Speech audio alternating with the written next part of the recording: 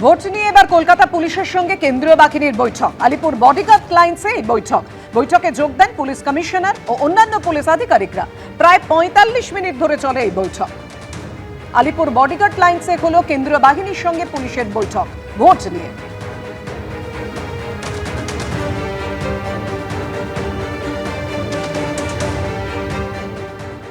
তো company commander আছেন, CRPF company commander যে ডিপ্লয়েড আছেন 30 কোম্পানি, ওনাদের সঙ্গে একটা কোঅর্ডিনেশন মিটিং হলো। ওনারা কিভাবে ডিউটি করছেন এবং কি জিনিস আরও দেখতে হবে এই নিয়ে আলোচনা হলো। ওনাদের এখানে অ্যাকোমোডেশন এবং ওয়েলফেয়ার মেজার্স আমাদের কি নিতে হবে এটা নিয়েও আলোচনা হলো, কোনো রকম সমস্যা আছে কি না। এবং একটা সিনিয়র অফিসার সঙ্গে একটা পরিচিতিও হয়ে গেলো। এমনি লোকাল লেভেলে তো জোনাল ডিসিপি আছেন, ওনাদের সঙ্গে আলোচনা হচ্ছে, লোকাল থানা ওসি আছেন। আর আরও কী করে ভালো করে আগামী দিনে ইলেকশন ডিউটি আমরা করব এ নিয়ে আলোচনা হলো। বলা হয় আমাদের এক্সট্রা থাকলে আমরা দিব। অ্যাকচুয়ালি আমাদের বলা হয়েছিল as far as my memory goes, but আমাদের ওটা এক্সট্রা ছিল না, কেন অলরেডি আমাদের ট্রাফিকে লাগানো আছে। তো শুনেছি কিছু প্রকিউরমেন্ট হচ্ছে। হ্যাঁ, ওটা আমরা চালু করে দিয়েছি। চিংড়িঘাটার মেট্রোর কাজ নিয়ে আপনারা জানেন দীর্ঘদিন ধরে টানাপোড়েন চলছে। আজকে সর্বোচ্চ আদালত কি বলল জানাবো আপনাদের। সুযোগ দিচ্ছি, হয় মামলা তুলে নিন, না হলে খারিজ করে দেব। চিংড়িঘাটা মেট্রোর কাজ নিয়ে এভাবেই রাজ্যকে সর্বোচ্চ আদালতের হুঁশিয়ারি। রাজ্যের একগুঁয়ে মনোভাবেই আটকে চিংড়িঘাটা মেট্রোর কাজ হবে হাইকোর্টের নির্দেশে। হাইকোর্টই সময় বেঁধে দেবে। রাজ্যকে তীব্র ভর্ৎসনা করে স্পষ্ট জানিয়ে দিয়েছে সুপ্রিম কোর্ট। কথা বলবো, আমাদের সঙ্গে রয়েছেন আমাদের প্রতিনিধি সৌভিক মজুমদার। সৌভিক, বিশদে জানাও আজকে সুপ্রিম কোর্টে কি হলো। দেখো, সুপ্রিম কোর্টে মূলত এই মামলা রাজ্য সরকারের তরফ থেকে করা হয়েছিল এবং কলকাতা হাইকোর্ট মেট্রো সংক্রান্ত যে নির্দেশ দিয়েছে সেটাকে চ্যালেঞ্জ করে করা হয়েছিল। এখন এই মামলার শুরুতেই সুপ্রিম কোর্ট কিন্তু রাজ্য সরকারকে তীব্র ভর্ৎসনা করেছেন এবং এই মামলা নিয়ে সুপ্রিম কোর্টের কি মনোভাব সেটা কিন্তু প্রথম লাইনেই ব্যক্ত করেছেন। অর্থাৎ সুপ্রিম কোর্টে যখন মামলা শুরু হয় সেই সময় মাননীয় বিচারপতিরা তাদের যে মনোভাব সেটা ব্যক্ত করেছেন। প্রথমত মাননীয় বিচারপতিরা বলেছেন যে এই চিংড়িঘাটা মেট্রোর কাজ আটকে রেখে রাজ্য সরকার নিজের যে একগুঁয়ে মনোভাব রয়েছে সেই একগুঁয়ে মনোভাব তারা প্রদর্শন করছেন বা সেটা ব্যক্ত করছেন। তারপরে সুপ্রিম কোর্টের মাননীয় বিচারপতিরা বলেছেন যে এই মামলার ক্ষেত্রে কলকাতা হাইকোর্টের তরফ থেকে যথেষ্ট সংযম দেখানো হয়েছিল, যথেষ্ট সময় দেওয়া হয়েছিল এবং বারবার এই মামলার ক্ষেত্রে বিভিন্ন ধরনের নির্দেশ দেওয়া হয়েছে, রাজ্য সরকারকে সময় দেওয়া হয়েছে, কিন্তু সরকার সেই সময় মোতাবেক কাজ করেনি।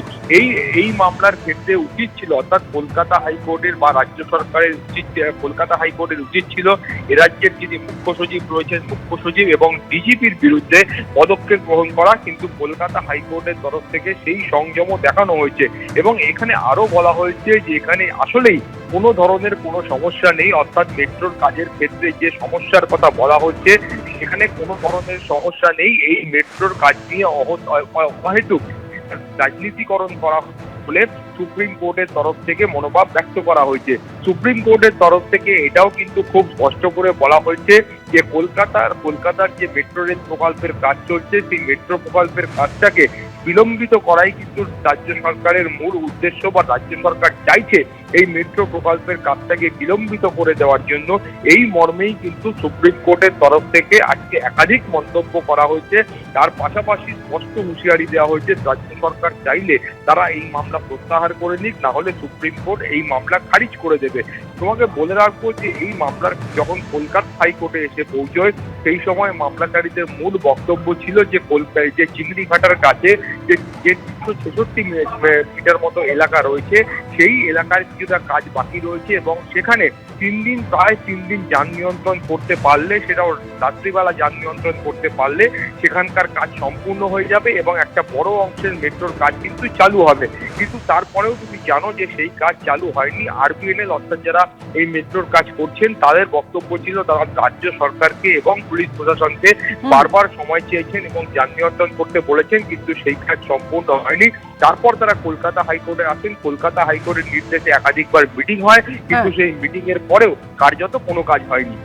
একদমই, ধন্যবাদ তোমায়। অর্থাৎ চিংড়িঘাটায় মেট্রো প্রকল্পের কাজে রাজ্যের একগুঁয়ে মনোভাব, কাজ আটকে রেখে একগুঁয়ে মনোভাব দেখিয়েছে রাজ্য। এভাবেই আজকে হুঁশিয়ারি এবং কড়া মন্তব্য সর্বোচ্চ আদালতের। চিংড়িঘাটার মোড়ে একেবারে দাঁড়িয়ে আমি তোমাকে একটু দেখানোর চেষ্টা করব এবং বোঝানোর চেষ্টা করব সমস্যাটি কোন জায়গায়। বাইপাস দিয়ে আসছিল লাইনটি গড়িয়া থেকে এয়ারপোর্টের দিক, ঠিক এই জায়গায় এসে তুমি দেখতে পাবে যেখানে এই বড় মেশিন রাখা রয়েছে এই অবধি কাজ এসে থমকে রয়েছে, অর্থাৎ গার্ডার বসানোর কাজ এখানে কিন্তু আটকে রয়েছে। এবার আমরা তাকাবো হচ্ছে বাইপাসটার দিকে, বাইপাসের দিকে যদি এবার আমরা তাকাই, আমি আমার সহকর্মী শান্তনুকে দেখাতে বলবো এখানে শুধুমাত্র পিলার তৈরি হয়েছে কিন্তু এই গার্ডারটা নেই, এবং এই অবস্থাতেই কিন্তু পিলারগুলো আস্তে আস্তে তুমি দেখো চিংড়িঘাটা ফ্লাইওভারের ভেতর দিয়ে এই সল্টলেকের দিকে সেক্টর 5-এর দিকে ঢুকে যাচ্ছে। এবার মূল বিষয়টি হচ্ছে এই যে অংশটায় কাজ করা সম্ভব হচ্ছে না সেটার দৈর্ঘ্য হচ্ছে 366 মিটার, আর নিউ গড়িয়া থেকে এয়ারপোর্ট যে গোটা অংশটি সেটি হচ্ছে 29.87 কিলোমিটার, অর্থাৎ ধরে নেওয়া যায় প্রায় 30 কিলোমিটার। এই 366 মিটার কাজ হচ্ছে না বলেই গোটা 30 কিলোমিটার মেট্রো চালু করতে এখনো সমস্যা রয়েছে, এমনটাই কিন্তু মেট্রো কর্তৃপক্ষ জানাচ্ছেন। এবার কেন সমস্যা, এইবার চিংড়িঘাটার রাস্তাটা দেখি, যদিও এটা দুপুরবেলা এই সময় ট্রাফিক কম, কিন্তু যা দেখা যাচ্ছে যে এখনো পর্যন্ত গাড়ি ফ্লো যথেষ্ট বেশি আছে। অফিস টাইমে এই গাড়ি ফ্লো বাড়ে, বিশেষ করে যেদিকে আমাদের ক্যামেরা এই মুহূর্তে রয়েছে এটা কিন্তু সেক্টর 5-এর দিক থেকে বেরোনোর রাস্তা, এই জায়গায় একটা যানজট হয়। কিন্তু আরভিএনএল এর যেটা যুক্তি, তারা কিন্তু ট্রাফিকের যে সময় সেই সময় তারা কাজ করতে চাইছেন না। তারা বলছেন দুখানা সপ্তাহান্ত তাদের দিতে হবে, শুক্র শনি রবি, দুখানা শুক্র শনি রবি রাত্রিবেলা তারা এই কাজটা করবেন। কিন্তু বিভিন্ন সময় বিভিন্ন কারণে কলকাতা পুলিশ সেই যে ছাড়পত্র সেটা বারবার দেয়নি। অবশেষে 2025 জুলাই মাসে একটি পিআইএল হয় হাইকোর্টে, এবং তারপরে কিন্তু একাধিকবার হাইকোর্টের নির্দেশে সব পক্ষ কিন্তু আলোচনায় বসে, সম্ভাব্য দিন ধার্য হয় একবার নভেম্বরে, সেখানেও কিন্তু ছাড়পত্র দেওয়া হয়নি। তখন পুজো, কালী পুজো, এই যুক্তিগুলো কলকাতা ট্রাফিক পুলিশের তরফ থেকে দেওয়া হয়েছিল। পরবর্তী সময় দেখা যায় যে উৎসবের সময় আরও বাড়ে, বড়দিন বা ডিসেম্বরে ফেস্টিভ্যাল চলে, ওই উইকেন্ডগুলোয় বেশিরভাগ সময় দেখা গেছিল কলকাতায় বেশ কিছু ম্যারাথন ছিল, সেটার জন্য কারণ দেখানো হয়। ভারত সাউথ আফ্রিকার একটি ম্যাচ ছিল একটি সপ্তাহান্তে, সেখানেও অতিরিক্ত সিকিউরিটি প্রয়োজন, বিভিন্ন কারণ চলতে থাকে এবং শেষ পর্যন্ত হাইকোর্ট কিন্তু একদম নির্দিষ্টভাবে একটি দিন বেঁধে দেয়। কিন্তু সেই দিনেরও কাছাকাছি মাধ্যমিক শুরু হয়ে যাচ্ছিল, এই যুক্তিতে কিন্তু তখনও ছাড়পত্র দেওয়া হয়নি। অবশেষে রাজ্য সরকারের তরফ থেকে সুপ্রিম কোর্টে যাওয়া হয় এবং বলা হয় যে এই সমস্যা হচ্ছে।